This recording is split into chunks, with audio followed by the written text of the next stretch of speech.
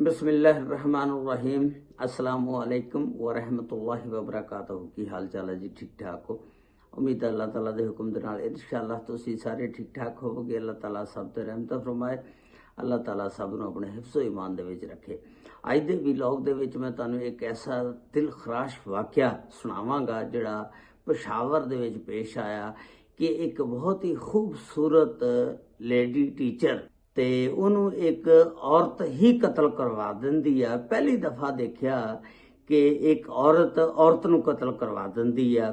ਹਾਲਾਂਕਿ ਬੰਦਾ ਜਿਹੜਾ ਉਹ ਔਰਤ ਨੂੰ ਕਤਲ ਕਰਦਾ ਜਾਂ ਕਰਵਾਉਂਦਾ ਆ, ਕੋਈ ਮਸਲਾ ਹੁੰਦਾ ਤੇ ਇਸ ਵਾਕਿਏ ਦੇ ਵਿੱਚ ਔਰਤ ਨੂੰ ਕਤਲ ਕਰਵਾ ਦਿੰਦੀ ਆ ਤੇ ਉਹਦੀ ਮੁਕੰਮਲ ਤਫਸੀਲਾਤ ਅੱਜ ਦੀ ਇਸ ਵੀਡੀਓ ਦੇ ਵਿੱਚ ਮੈਂ ਤੁਹਾਨੂੰ ਦੱਸਾਂਗਾ। ਤੇ ਲਓ ਜੀ, ਚੈਨਲ ਨੂੰ ਵੀ ਨਾਲ ਅੱਗੇ ਢੋਰ ਲਿਆ ਕਰੋ, ਨਾਲ ਸਬਸਕ੍ਰਾਈਬ ਵੀ ਕਰ ਲਿਆ ਕਰੋ, ਬੜੀ ਮਿਹਰਬਾਨੀ।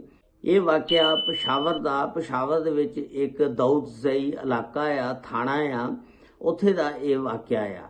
ਇੱਕ ਨਾਦੀਆ ਨਾਮੀ ਲੜਕੀ ਆ, ਬੜੀ ਖੂਬਸੂਰਤ, ਅੱਲਾ ਨੇ ਉਹਨੂੰ ਬੜਾ ਹੁਸਨ ਦਿੱਤਾ ਹੋਇਆ ਤੇ ਰੰਗ ਵੀ ਗੋਰਾ ਹੈ ਤੇ ਨੈਣ ਨਕਸ਼ ਵੀ ਠੀਕ ਨੇ ਤੇ ਬਾਲ ਵੀ ਠੀਕ ਠਾਕ ਨੇ ਤੇ ਬਹੁਤ ਖੂਬਸੂਰਤ ਅੱਲਾ ਨੇ ਉਹਨੂੰ, ਤੁਸੀਂ ਕਹਿ ਸਕਦੇ ਹੋ ਕਿ ਹੁਸਨ ਦੀ ਪਰੀ ਬਣਾਇਆ, ਇੰਨੀ ਖੂਬਸੂਰਤ ਆ। ਤੇ ਉਹਦੀ ਇੱਕ ਮੰਗਣੀ ਕਾਸ਼ਫ ਨਾਮੀ ਲੜਕੇ ਦੇ ਨਾਲ ਹੋ ਜਾਂਦੀ ਆ ਤੇ ਉਹ ਜਿਹੜੀ ਮੰਗਣੀ ਆ ਥੋੜੀ ਜਿਹੀ ਦੇਰ ਚੱਲਦੀ ਆ।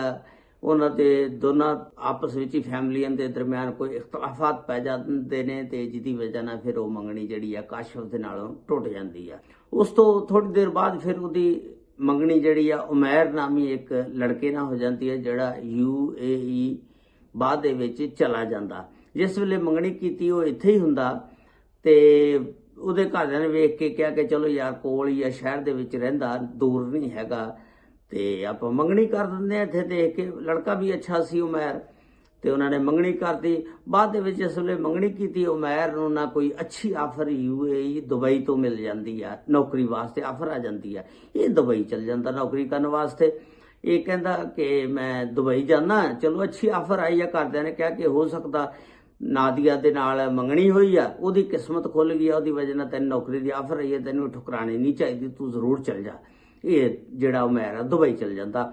ਜਿਸ ਵੇਲੇ ਦੁਬਈ ਚਲ ਜਾਂਦਾ ਫਿਰ ਇਹ ਪਿੱਛੋਂ ਘਰ ਨਾਦੀਆ ਦੇ ਜਾਂਦੇ ਨੇ। ਇਹਨਾਂ ਨਾਦੀਆ ਦੇ ਘਰ ਨਹੀਂ ਦੱਸਿਆ ਹੁੰਦਾ ਵੀ ਦੁਬਈ ਚਲ ਜਾਂਦਾ। ਬਾਅਦ ਦੇ ਵਿੱਚ ਜਾ ਕੇ ਦੱਸਦੇ ਨੇ ਕਿ ਦੁਬਈ ਚਲਾ ਗਿਆ ਇਸ ਤਰ੍ਹਾਂ, ਤੇ ਹੁਣ ਅਸੀਂ ਉਹਨੂੰ ਬੁਲਵਾ ਰਹੇ ਹਾਂ ਤੇ ਉਹਦੀ ਮੰਗਣੀ ਜਿਹੜੀ ਹੋ ਗਈ ਤੇ ਹੁਣ ਆਪਾਂ ਦਿਨ ਕੋਈ ਰੱਖ ਲਈਏ ਸ਼ਾਦੀ ਦੇ, ਅਸੀਂ ਉਹਨੂੰ ਬੁਲਵਾ ਲਾਂਗੇ ਤੇ ਸ਼ਾਦੀ ਕਰ ਲਈਏ। ਤੇ ਨਾਦੀਆ ਦੇ ਘਰ ਵਾਲੇ ਜਿਹੜੇ ਆ ਉਹ ਮੰਨਦੇ ਨਹੀਂ ਹੈਗੇ। ਉਹ ਕਹਿੰਦੇ ਕਿ ਅਸੀਂ ਤਾਂ ਬੱਚਾ ਵੇਖਿਆ ਸੀ ਕਿ ਚਲੋ ਸ਼ਹਿਰ 'ਚ ਰਹਿੰਦਾ, ਸਾਡੇ ਕੋਲ ਰਹਿੰਦਾ ਤੇ ਅਸੀਂ ਸ਼ਾਦੀ ਦੀ ਨਾਦੀਆ ਦੀ ਕਰ ਦਿੰਦੇ ਆ ਤੇ ਤੁਸੀਂ ਤਾਂ ਉਹਨੂੰ ਸ਼ਹਿਰ ਛੱਡ ਕੇ ਮੁਲਕੋਂ ਬਾਹਰ ਭੇਜਤਾ, ਅਸੀਂ ਇਹ ਜਿਹੜੀ ਸ਼ਾਦੀ ਨਹੀਂ ਕਰਨੀ ਹੈਗੀ ਤੇ ਸਾਨੂੰ ਇਹ ਕਬੂਲ ਨਹੀਂ ਹੈਗੀ। ਤੇ ਉਹਦੇ ਘਰ ਦੇ ਕਹਿੰਦੇ ਵੀ ਨਾਦੀਆ ਦੀ ਕਿਸਮਤ ਅੱਛੀ ਸੀ, ਅੱਛੀ ਅੱਲਾ ਨੇ ਉਹਨੂੰ ਨੌਕਰੀ ਦਿੱਤੀ ਆ ਤੇ ਤੁਸੀਂ ਇਨਕਾਰੀ ਕਰ ਰਹੇ ਹੋ। ਖੈਰ ਇਸ ਤਰ੍ਹਾਂ ਇਖਤਲਾਫਾਤ ਕਰਦੇ ਹੋਏ ਦੋਨਾਂ ਦੇ ਦਰਮਿਆਨ ਨਾ ਫਿਰ ਜਿਹੜੀ ਮੰਗਣੀ ਟੁੱਟ ਜਾਂਦੀ ਆ।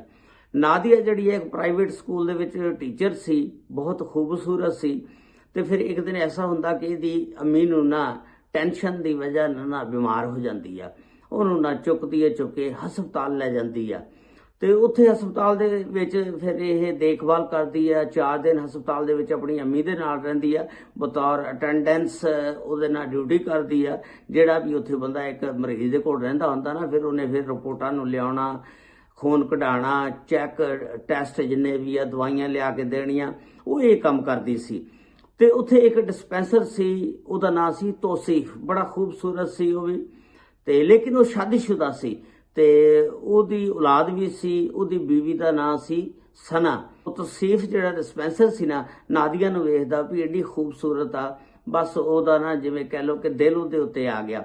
ਉਹ ਨਾਦੀਆ ਨੂੰ ਕਹਿੰਦਾ ਕਿ ਲਿਆ ਰਿਪੋਰਟਾਂ ਤੇਰੀਆਂ ਕਰਾਉਣੀਆਂ, ਮੈਂ ਕਰਾ ਕੇ ਲਿਆਉਣਾ, ਕੋਈ ਖੂਨ ਕਢਾਉਣਾ ਡਾਕਟਰ ਨੂੰ ਬੁਲਾ ਲਿਆਂਦਾ, ਕੋਈ ਕਿਸ ਤਰ੍ਹਾਂ ਕੋਈ ਵੀ ਕੰਮ ਜਿਹੜੇ ਵੀ ਸੀ ਮਰੀਜ਼ ਦੇ ਨਾਲ ਹੈਲਪ ਕਰਾਣੀ, ਕੋਈ ਜੂਸ ਲਿਆ ਕੇ ਦੇ ਦੇਣਾ। ਇਸ ਤਰ੍ਹਾਂ ਤੋਸੀਫ ਨੇ ਜਿਹੜਾ ਉਹਦੇ ਵਿੱਚ ਘੁਸ ਗਿਆ, ਉਹਦੇ ਦਿਲ 'ਚ ਵੜ ਗਿਆ ਤੇ ਤੋਸੀਫ ਦੀ ਤੇ ਉਹਦੀ ਨਾਦੀਆ ਦੀ ਅੰਡਰਸਟੈਂਡਿੰਗ ਹੋ ਗਈ ਬਹੁਤ ਜ਼ਿਆਦਾ। ਇੱਕ ਦੂਜੇ ਨੂੰ ਫਿਰ ਨਾ 4 ਦਿਨਾਂ ਦੇ ਵਿੱਚ ਹੀ ਘੁਲ ਮਿਲ ਗਏ। ਬਸ ਫਿਰ ਉਸ ਤੋਂ ਬਾਅਦ ਫਿਰ ਇੱਕ ਦੂਜੇ ਕੋਲੋਂ ਮੋਬਾਈਲ ਨੰਬਰ ਲੈ ਫੋਨ ਤੇ ਗੱਪਾਂ ਛੱਪਾਂ, ਆਸਤਾ ਇਹ 9 ਮਾਹ ਚੱਕਰ ਚੱਲਦਾ ਰਿਹਾ।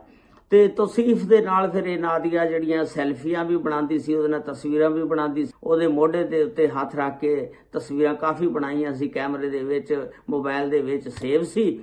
ਤੇ ਇੱਕ ਦਿਨ ਤੌਸੀਫ ਜਿਹੜਾ ਨਾ ਆਪਣੇ ਘਰ ਜਾਂਦਾ, ਤੇ ਉਹ ਤੌਸੀਫ ਜਦੋਂ ਕਿਸੇ ਲੜਕੀ ਦੇ ਨਾਲ ਹੋਰ ਦੇ ਨਾਲ ਕੋਈ ਚੱਕਰ ਚੱਲ ਜਾਂਦਾ ਨਾ, ਫਿਰ ਬੰਦਾ ਜਿਹੜਾ ਨਾ ਥੋੜਾ ਜਿਹਾ ਬਦਲ ਵੀ ਜਾਂਦਾ।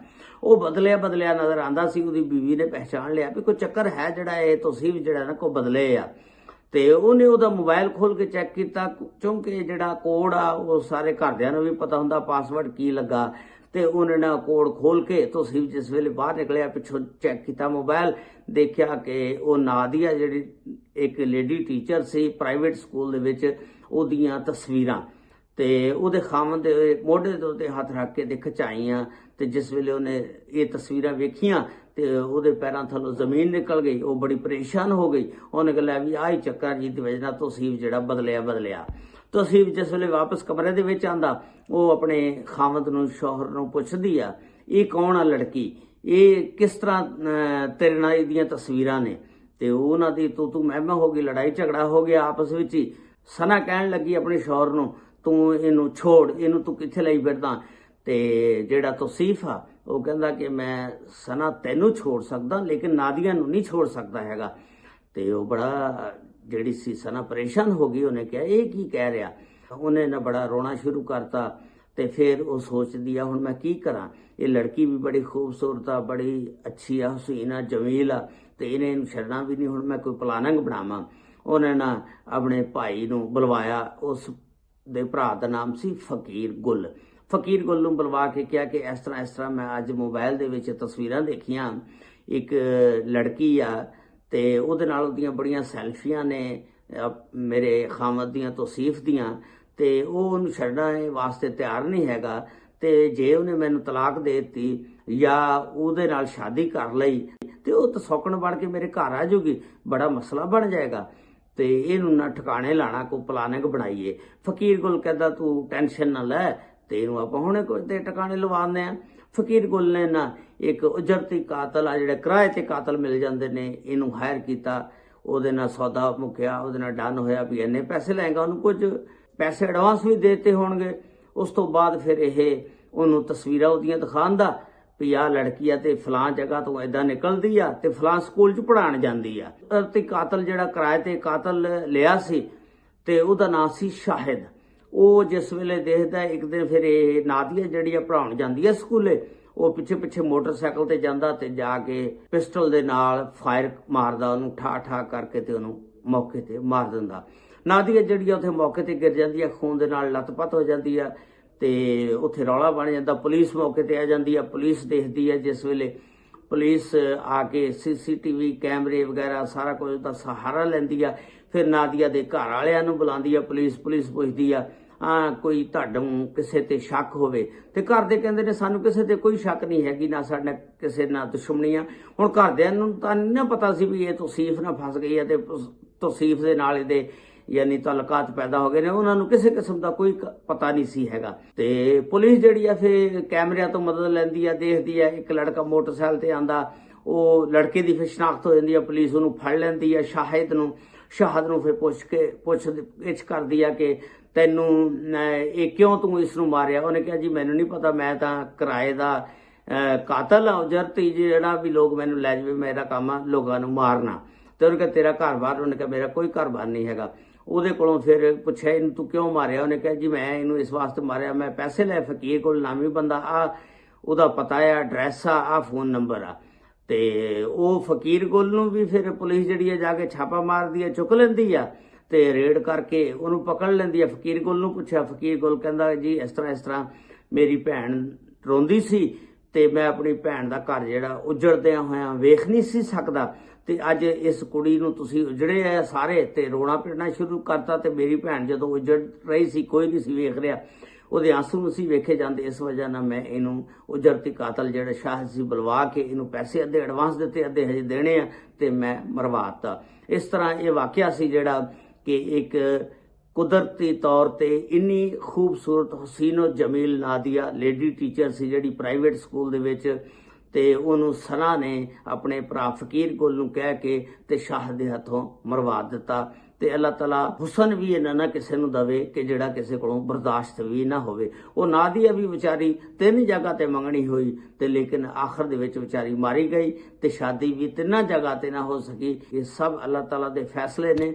ਅੱਲਾਹ ਤਾਲਾ ਸਭ ਨੂੰ ਆਪਣੇ ਹਿਫਜ਼ੋ ਮਾਨ ਚ ਰੱਖੇ। अस्सलामु अलैकुम व रहमतुल्लाहि व बरकातहू।